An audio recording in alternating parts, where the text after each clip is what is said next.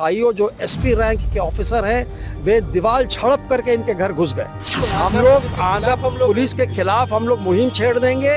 इस तरह से अगर पुलिस को बेलगाम छोड़ दिया जाए तो ये तो एक सीनियर आईपीएस ऑफिसर है, वो तो किसी को भी अरेस्ट कर सकता है।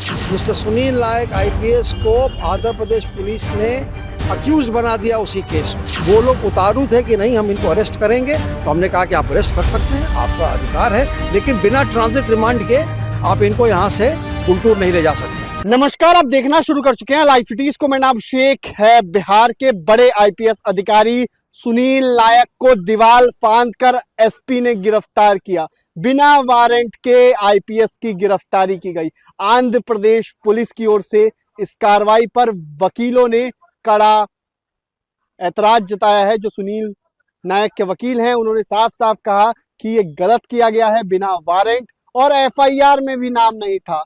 सुनील नायक का नाम एफआईआर में नहीं था, ये वकीलों ने खुलासा किया है। कई और बातें भी कही हैं और हाई कोर्ट जाएंगे इसके लेकर, और पुलिस कुछ भी करेगी, किसी को भी ऐसे कर लेगी। ये तो आईपीएस अधिकारी है, आम लोगों का तो बात छोड़िए। तो क्या कुछ कहा है वकीलों ने कैमरे पर, पहले आप वो सुनिए।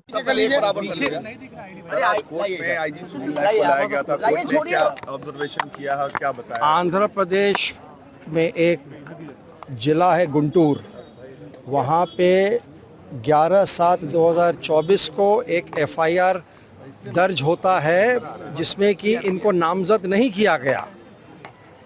और ये एफआईआर जो दर्ज होता है वो 14/5/21 में कोई घटना घटी थी। एक उस वक्त वाईएसआर रेड्डी गवर्नमेंट के एमपी थे, उनके ऊपर टॉर्चर के ऊपर घटना घटी थी।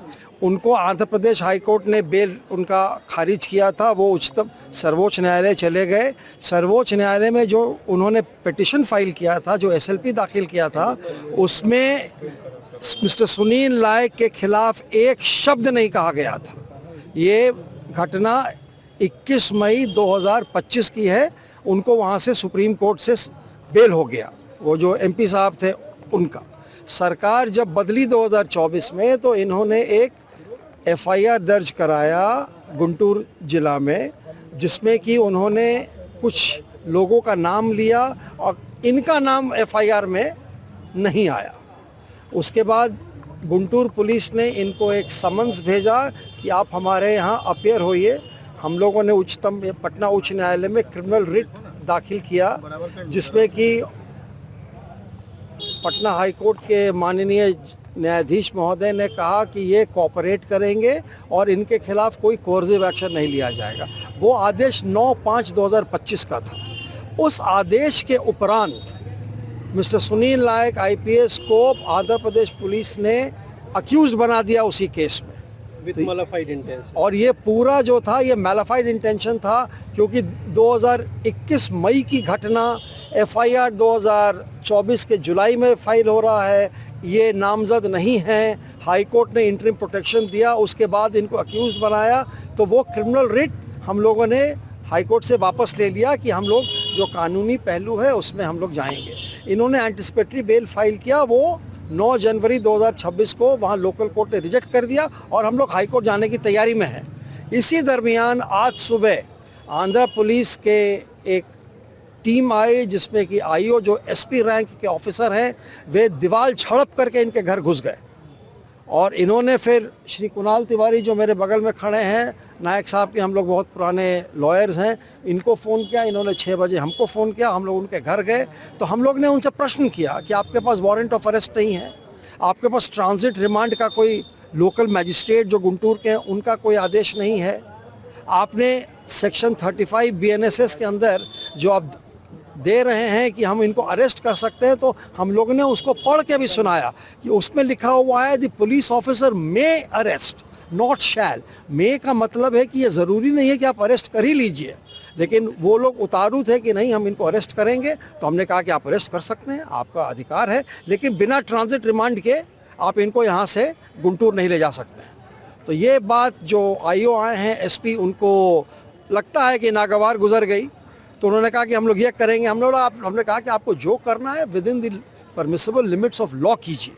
तब इन्होंने यहाँ एक ट्रांजिट रिमांड के लिए एप्लीकेशन दिया। हम लोग ने उसका पुरजोर लिखित में उसको अपोज किया। उसमें माननीय उच्च न्यायालय के आदेश का हवाला देते हुए, जो अभी हाल फिलहाल सर्वोच्च न्यायालय का आदेश देते हुए कहा कि इस मात्र कह देने से किसी भी अक्यूज्ड का रिमांड नहीं हो सकता है। उसके कुछ मापदंड हैं जो कि माननीय सर्वोच्च न्यायालय और बहुत सारे माननीय उच्च न्यायालयों ने उसका उल्लेख उसके बारे में किया है।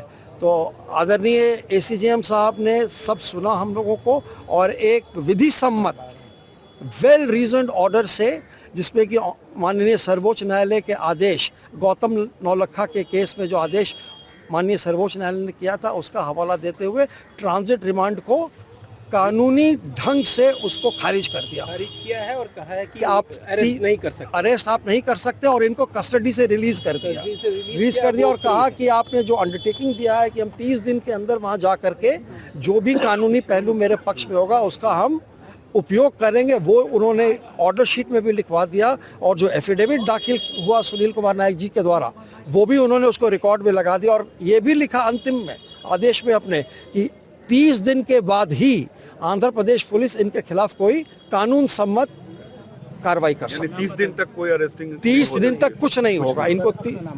Amit Srivastava senior advocate, Kunal Tiwari advocate, हम लोग शुरू से नायक साहब लेकिन के सर ये जो हम लोग आंध्र पुलिस के खिलाफ हम लोग मुहिम छेड़ देंगे। आंध्र प्रदेश हाई कोर्ट में हम लोग क्वॉशिंग एप्लीकेशन फाइल करेंगे। ये सारी घटनाक्रम को रिकॉर्ड पर लाते हुए कि इस तरह से अगर पुलिस को बेलगाम छोड़ दिया जाए तो वो तो ये तो एक सीनियर आईपीएस ऑफिसर हैं, वो तो किसी को भी अरेस्ट कर सकता है। तो इसके लिए आप लोग बेफिक्र रहिए। हम लोग जितनी जल्दी हो सके शीघ्र से शीघ्र क्वॉशिंग application Andhra Pradesh high court में फाइल करेंगे।